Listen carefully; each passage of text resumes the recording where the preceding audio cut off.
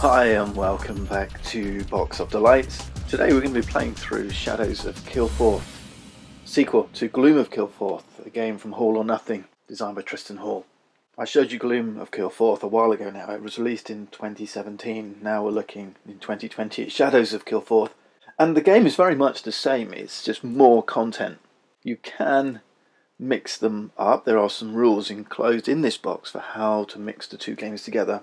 And you can also pimp your Gloom, but I've got to pimp my Shadows, which basically means you get some reference cards, a bigger velvet bag, some more dice, just to supplement the ones with the base game, an extra set of standees, so you've got standees for your race as well as class, and some larger tarot-sized location cards. So we're going to use those. I've also got some player mats. This is the one for your player area, and then one for all the location cards and for the main decks that sit to the side. So this will help you set up. You may be asking, well, what's the difference? What should I get, Gloom or Shadows? You can play them independently. They're not expansions to each other, though you can combine them. I really like Shadows. There's very little difference. There's one mechanism in here that I really love. It's about choosing sides, and there's certain cards that come out that says whichever side you're on, the side of good or the side of bad. Kind of like an alignment stat, if you like, that you can switch throughout the game. Something good or something bad will happen. I'll show you as you play. This choosing sides mechanism is something that I really enjoyed. It's a simple idea, but it adds a whole bunch of drama, and it also adds a little layer to the story, because Shadows of Kilforth, Gloom of Kilforth, they're adventure games with lots of dice rolling, but lots of ways to supplement, mitigate, help you with those dice rolls. This has to be, I think, top 10 solo game stuff for me. Really is good. It really is good. It does say 45 minutes per player. For me, it's double that. So it's more like 2 hours. To be fair, I guess it depends on how well things go. You can sometimes get a little bit stuck seeking for the things that you're looking for, but it's part of the story. It doesn't matter if you win or lose. I think, and this is only from a few plays, I think the Ancients might be a little trickier, but it might just be the way it's going. But just more stuff, lots more variety. Let's get stuck in. Set up Shadows of Kilforth. This is a big game. There's just not enough space on my table to put this player mat and this player mat below each other, so I'm going to place this off to the side over here. These are the tarot-sized location cards. One other addition. In Gloom of Kilforth, at the centre of the lands in which we quest was Sprawl City. In Shadows of Kilforth, it's the Monoshiba Shrine. This was Sprawl City, the regular size card. Do you see how the playmat kind of fits both, really? So that was Sprawl City. And in this safe haven, if you like, you won't find any encounters, but you can perform a market action. You can go shopping. But for a more difficult game, you can use the Couch of Death. You can't perform the market action here. Instead, you'll be seeking out other locations where encounters will allow you to take market action. Okay, so that's Couch of Death. Each of these has coloured side and a gloomy side or a shadow side with a red damage effect here, right? So everything is going to go face up. Then we're going to stack things that we can buy: spells, titles, items, allies, and encounters we can find on different types of landscapes. So there's badlands, forests, mountains, and plains. There's a night deck, which is like the event that keeps the game ticking over. And then we've got an ancient ability, and I'll show you those set up in a minute. But location-wise, we just give these a shuffle. So every game, there's lots of variability. And then we're going to shuffle these up, and I'm going to set those out, set up the rest of the game, and then we'll dive straight in. I'll just show you us choosing an ancient and setting up my player board. I should also add, I have included the Shadows of Kilforth Adventures little mini expansion, which adds to these decks. And because this is a random setup, one thing that can happen is there's a couple of shortcuts on here where locations shortcut each other. These two happen to be shortcuts to each other. So if you're lucky, they'll be far apart. If you're unlucky, they'll be next to each other. So feel free to cheat a little bit, like I've just done. But that's the luck of the draw. If they're next to each other, that's just the luck of the draw. And the shortcut basically doesn't exist for this game. Then we're going to draw 2 knight cards. And on these knight cards, we're going to ignore everything. We're doing 2 because it's just 1 hero in this game. I'm playing solo. You'll draw an additional card for every extra player in the game. So 5 cards for 4 heroes. And all I'm looking at is the locations at the bottom. So we've got Eastern Marches and Dark Pinnacle. Discard those. And those 2 locations are going to go into Gloom. So that's these 2. So we flip them over. 2 mountains. That's not great, actually. On its Gloom side, or shadowy side, they've got these penalties. If we end a day at one of these locations, we're going to take damage. And they're now spaces that are not safe to stay in overnight. And as the game progresses, every turn we're going to flip one, and the lands fall deeper and deeper into shadow and become unsafer places to hang out. It does form a very important part of the game, is where you're going to end your turn, where you're going to spend the night. Okay, let's set up our player. First we need to choose a race, and then choose a class. So what type of being are we? I'm just going to shuffle these up and draw randomly, I think. Let's be a seraph. You can be female or you can be male. And then a class to go with it. So what type of seraph are we? We have Yakuza. This is a rebel class, and it allows us to add 1 success to a sneak. So a sneaky kind of guy. That's really going to change up the way we play, depending on what class you get and what skills you're good at. We've also got a high study value, so we've got sneak and study, both of 4. So that's going to make us good at using spells as well. Next we choose a saga, and a saga is basically the story that we're going to be taking on. In the rulebook it does suggest that if you're playing a rebel, then do the Farmer's Daughter. So we'll do that. You can take these randomly if you wish, but there's a chapter 1, 2, 3, 4, and then a totem and finale. Okay, so we'll take those. Now we need to take a set of skills to match our class. The accusers are rebel, so we're looking for the rebels. Okay, there's a whole bunch of them. These are these undersized cards.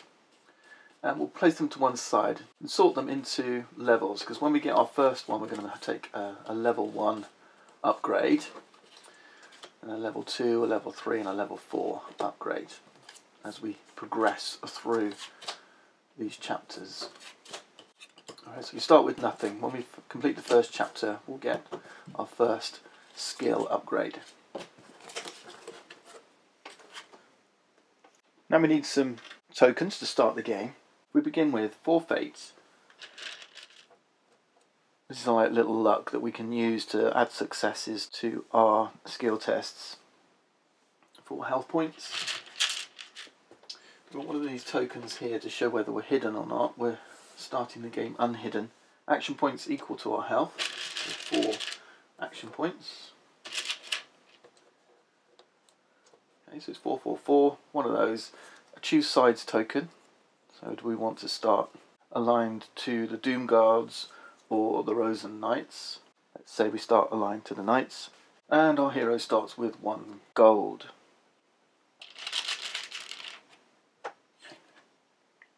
You'll also have these 4 enemy and claim tokens.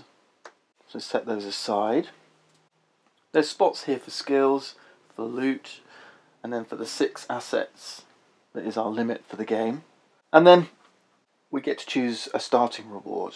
We can choose a spell, a title, item, or ally. I'm going to take a spell, and what you do is you draw 2 cards from your chosen deck. Pick one of them to start you off. Interesting. I think I want to go for Smite.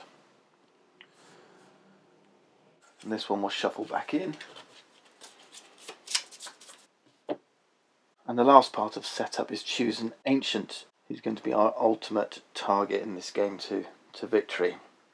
There's 4 to choose from. We're just going to select one randomly once more. It is the Scion of Sorrow. The Ancient will come with an ability, so you find the one that's matching, and then a set of plot cards. So that's these. So you're looking for Scion of Sorrow, and we'll give those a shuffle. Place face down. Then you'll need a single standee. In the base game you'll get the standee that matches your class. If you have the Pimp My Shadows, you'll get an additional standee of your race as well. So you can choose whichever one you wish. And we all begin at the Monoshiba Shrine. And we're ready for the game to commence. Felicia, a local farmer's daughter, was last seen herding goats, but has now been reported missing. As she's ever fond of stories about fairies living in forests, at first it was thought that she'd wandered off on one of her regular escapades. But now it's been 3 days, and the farmer is sick with worry. Will you help? Now our objective, and this is going to direct us as we play the game, is to search out these keywords: Badlands, Plains and Mountain, 3 locations.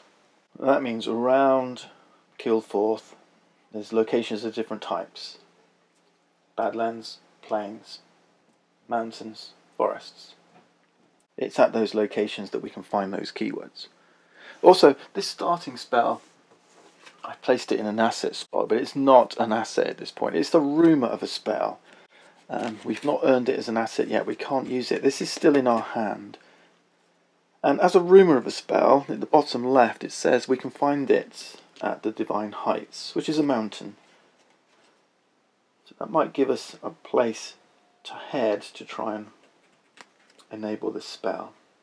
The Divine Heights is all the way down here, but we do pass through a forest, a badland, a plain on the way, so maybe that's someplace we can go. Alright, so this is in our hand right now. Let's use an action then. So to use an action, just push it to the left here. We can use an action to move. Now our special ability here is we've got a deed veil. It says we're winged. As your move action, you move up to 2 locations and ignore any that you pass through. So veil means we kind of tip it to one side. We can only use it once per day. Because normally when you move, for one move, you're moving one space to an adjacent location orthogonally. So we're going to fly with our winged ability through Spider Grove down to the Black Swamp. Moving to the Black Swamp is not good. It says heroes lose 1 action point when they move into this location. So we've lost another AP, but that's alright, we've avoided Spider Grove. Every time you enter a new location, we have an encounter there. There could be one already here from a previous turn. So we look at the type of location it is. This is a Badlands, this purple dead tree. So we draw from the top of the Badlands deck, and this encounter is going to go here. If we were to leave and re-enter, this encounter would still be here. We wouldn't draw again. Okay, so every time we enter a location, we draw a new encounter if there isn't one already there. So we've encountered an Avery. This has 3 keywords: place, nature, Badlands. We know that we need the Badlands keyword to complete chapter 1. So, as an action, what we can do, this is a place. Okay, this is the type of card it is. There's lots of different types of cards: events, enemies, quests, strangers we meet. This is a place. And as an action, if we look on here, as an action, we can choose to confront a place. Okay, so there's no obstacles present. That's these little white cloud tokens. As long as there's no obstacles, if it's a quest, a place or a stranger, we can choose the confront action. Remember our skills, we have study and sneak, 3 + 1 each. Okay, so study 4, sneak 4. And on this encounter we have 2 choices. We can either confront it with our study skill or our sneak skill. And this numbers here says how many successes do we need to complete this encounter. Alright, successfully complete and resolve this encounter. Either 3 using study or 5 using sneak. Well, I'm going to go for study. So I've got a study value of 4. That means I get to roll 4 dice, and with those 4 dice I'm looking for 3 successes. So this is a bit of a gamble because I've only got 1 more action left, but I'm going to use 4 dice. Now I can use fate if I want to add to these successes, but 5s or 6s is what I'm looking for. Whoa, that's a great roll. I've got 3 successes, 5, 5, 6 and a 2. Job done. So we've successfully confronted this encounter. If I'd only got, say, 1 or 2 successes, I could put tokens on here. So say I got 2 successes, I can put them on here, then use another action to confront it again and try and get that 1 extra success, or perhaps use fate to use it. But as it goes, we've completed this, and now we get the rewards from this encounter. First off, you look in the bottom right, and it says we can either take 4 gold or grab a loot token from the loot bag, but 4 gold is pretty good. I'm going to take the 4 gold. And then we can either choose to take this card as a rumour, just like this starting spell we had, and put it in our hand, or we can choose this reward here, which is the crown, which is one of these titles. But we're looking for Badlands. We need this in our hand, so I'm going to take this as a rumour and the 4 gold. 2, 3, 4. Perfect.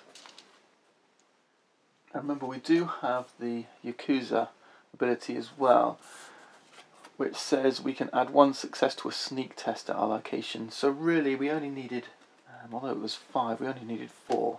But it's still better to go for the study. Additionally now, this Avery has a final reward. It says Map Trophy. Map means the effect is only applicable when it's on a location, which it was, and Trophy means you may receive this benefit when the encounter is defeated. So it says we get 1 loot and we can perform a trade with 1 other hero at our location, which obviously we can't do. So 1 loot. Let's grab our loot bag. In here, it's an extra large bag again with the Pimp My Shadows expansion.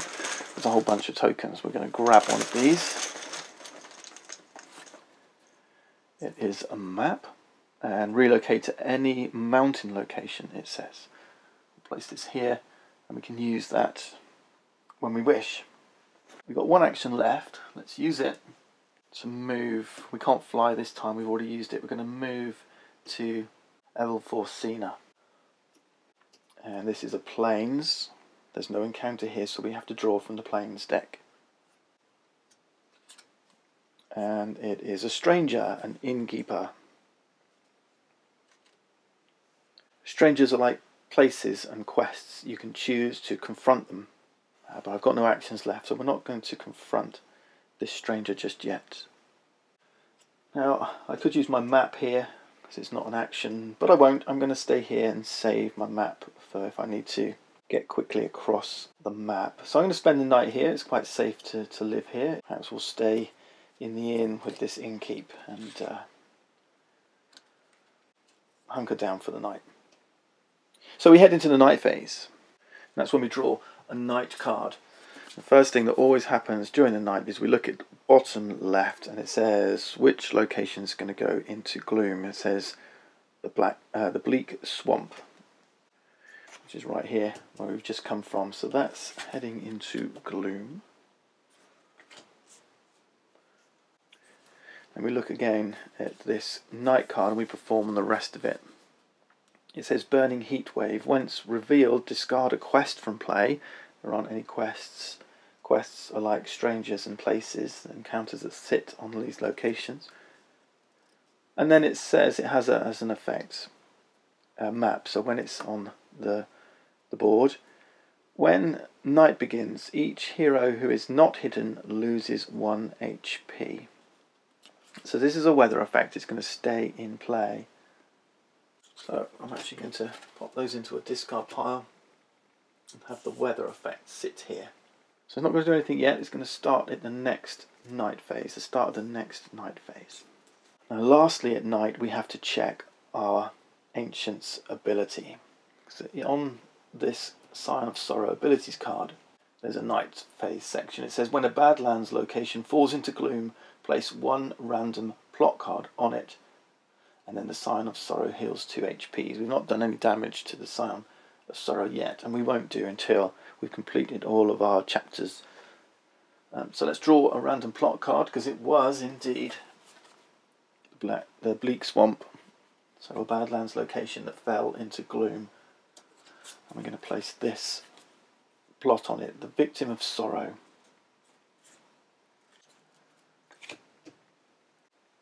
The Victim of Sorrow is like a little side quest for us. It says to defeat it, we've just got to come here and discard 1 rumour, any rumour. A rumour is a card in our hand, effectively.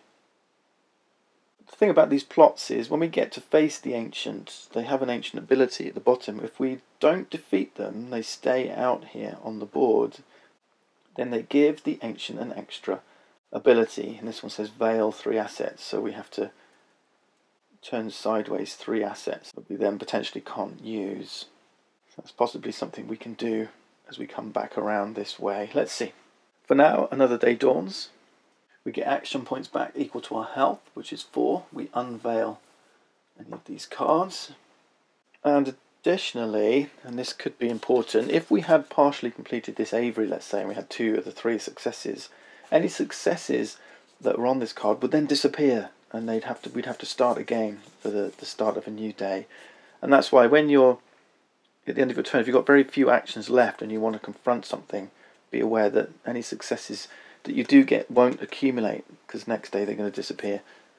That's an important part of the game. Then we're going to start the day by spending an action to confront the innkeeper. Remember, for the farmer's daughter, we need a Badlands, a Plains, a Mountain. We've got a Badlands, we don't have a Plains.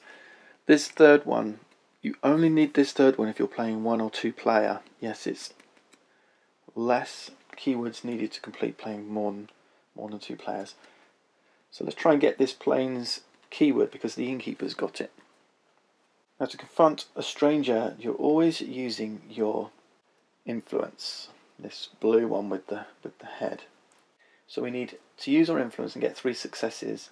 There is a sneak value here, and there is a fight value. The skull next to the sneak value means this only comes into play when the stranger becomes an enemy. We can make an enemy of a stranger, and we will do if we fail to influence him. And then this one, this die, means when this is an enemy, it will be using this skill to roll its dice against us. Right, 3 dice. So ignore this, he's not an enemy. Ignore this because he's not an enemy using it to fight. It's only this one. See, there's no little mini icon next to this value. Anyway, 3 successes is what we need from our influence. I don't think our influence is that great.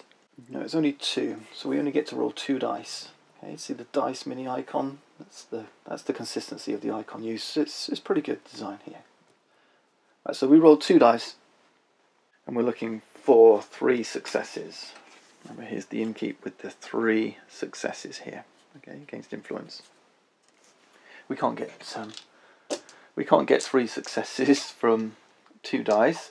So we're taking the confront action to remember, but successes accumulate, and we could add fate if we wished. Right, we got 1 success. If we'd got 0, then we would make an enemy of the stranger. And indeed, you can choose not to roll the dice and immediately make an enemy of the stranger if you wish, if you'd rather just take him on in a fight. We got 1 success, we need 3. We can't add 2 fate. You can only ever add 1 fate per day.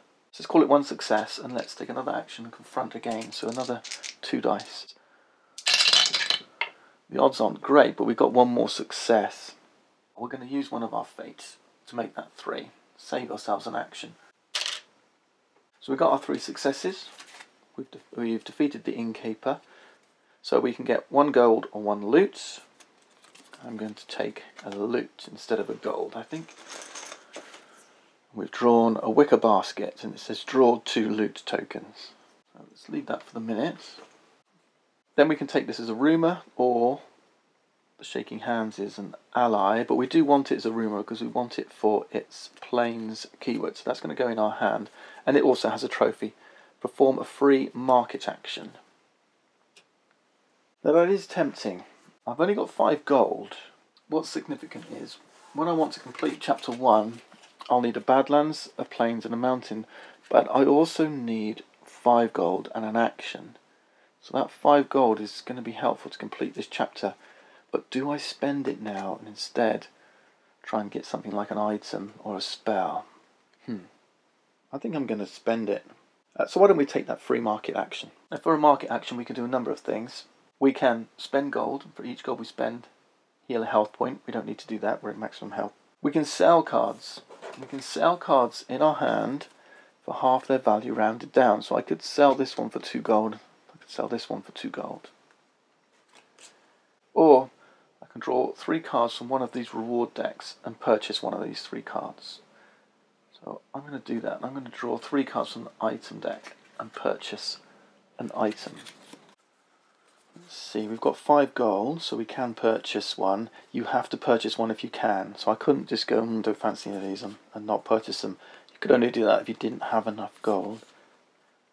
We've got some armour here. Tobacco pipe, gain 1 confront action point and increases my influence, and some more armour. I actually quite like this tobacco pipe because it gives me 1 confront action point for free and it ups my influence. I like the +1 influence, so I'm going to take this one, I think. So these 2 get discarded. Now, unlike Rumours, it doesn't go to my hand. Anything you purchase at the market goes straight into play as an asset. So my influence is now 3. And of course I must spend my 3 gold for that tobacco pipe.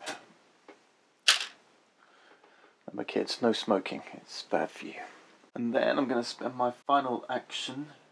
Oh, it looks like I've shortchanged myself some actions. I did confront. Yeah, 2 confronts. So I'm going to use an action to move. Actually, since I've got another action left, I'm actually going to use an action to hide and move.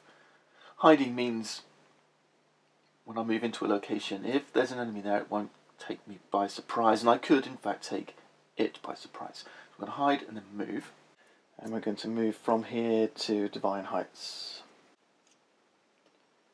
And the good news is, Divine Heights says when you move here you gain 1 action point the first time you move here. So we're going to get that action point back, and then this is a mountain, there's no encounter here, so we draw from this deck. And it is an enemy, Buso, the enemy undead. Wow. There's a trap here as well. It says if we confront this enemy, which we have to do now, we have to sacrifice 1 ally, which we don't have, so we can ignore that. Alright, let's take our action point back and then think about what we're going to do about this enemy. Let's get our action point back from that location.